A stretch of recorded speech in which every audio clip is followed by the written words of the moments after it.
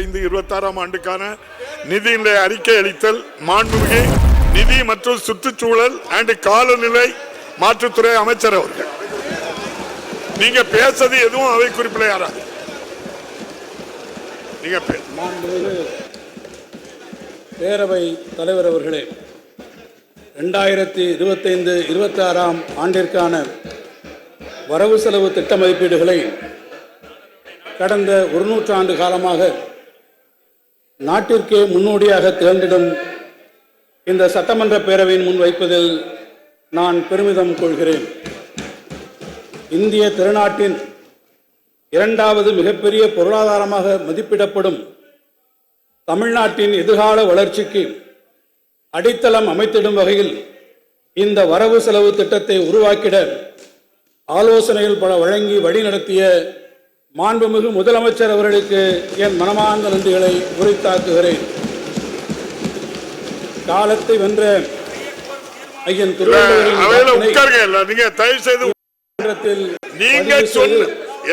நீங்க சொன்ன தீர்ப்பை நான் சொல்லியாச்சு, உட்காருங்க. உங்க ஆட்சியில 2017 நடந்த தீர்ப்பை சொல்லியாச்சு, உட்காருங்க. பாருங்க, அமைந்தொரு வாழ் கோடாமை. நீங்க பேசுறது எதுவும் அவை குறிப்பில் யாராவது உட்காருங்க. சமநிலையில் நின்று பொருளின் எடையை சீர்தூக்கி காட்டும் துலாக்கோல் போல் எப்பக்கமும் சாயாமல் நேர்மையுடன் நடுநிலை பேணுவதே சான்றோருக்கு அழகு. வான்புகழ் கொண்ட வள்ளுவம் காட்டிய வழியில் நடுநிலை தவறாமல் நம்மையெல்லாம் வழிநடத்துவது மட்டுமன்றி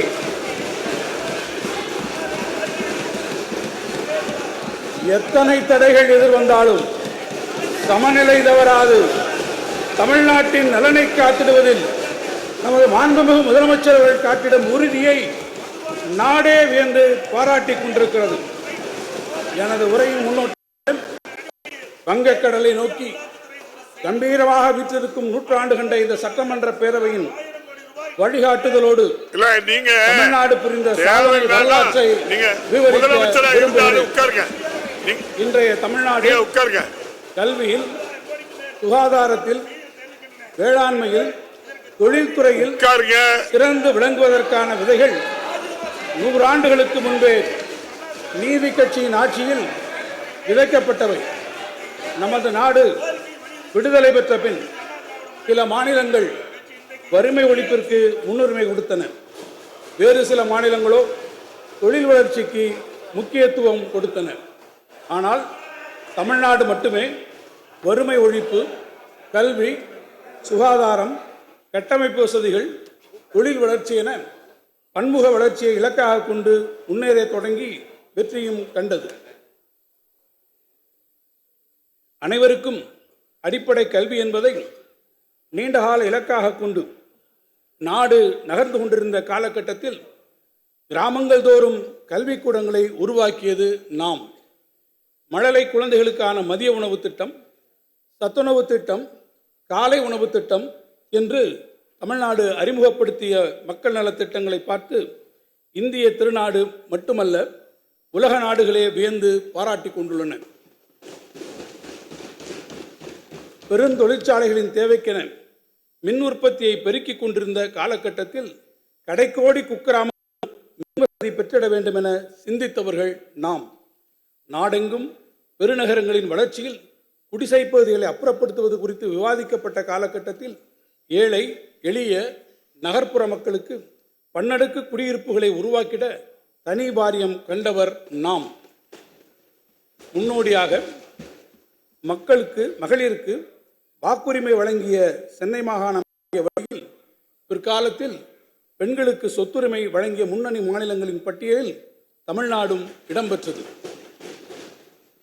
எவ்வித சமரசத்திற்கும் இடம் தராமல் இருமொழி கொள்கையினை தமிழ்நாடு தொடர்ந்து பின்பற்றுவதன் மூலம் தமிழ் பண்பாட்டினை பாதுகாத்தது மட்டுமல்ல, ஆங்கிலத்தின் துணையோடு உலகை வெல்லும் தனியாத தாகம் கொண்டு தரணியில் வலம் வர தொடங்கினர் நமது இளைஞர்கள்.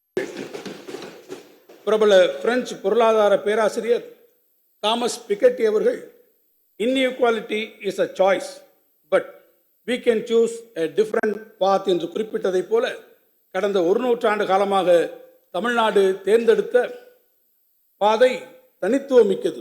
மனிதநேயம், சமூக நீதி, பொருளாதார வளர்ச்சி, மகளிர் நலன், விளிம்பு நிலை மக்கள் முன்னேற்றம், தமிழ் பண்பாடு என தமிழ்நாடு வெற்றி நடை பயின்ற அந்த பயணம் வரலாறு.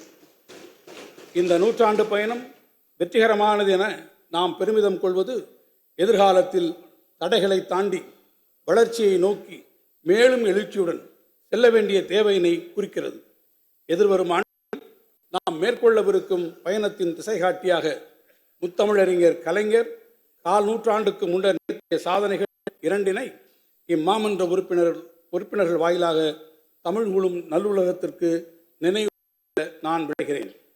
அகில உலகமே 1000வது ஆண்டு தொடக்க போராட்டங்களில் திளைத்திருந்த போது வான்புகழ் வள்ளுவருக்கு குமரிமுனையில் வானுவீரச் சிலை முத்தமிழறிஞர் கலைஞர் அதே ஆண்டு சென்னையில் டைடல் தகவல் தொழில்நுட்ப பூங்காவினையும் திறந்து வைத்ததன் மூலம் தமிழருக்கு ஒரு மகத்தான செய்தியினை உணர்த்தி சென்றிருக்கிறார்.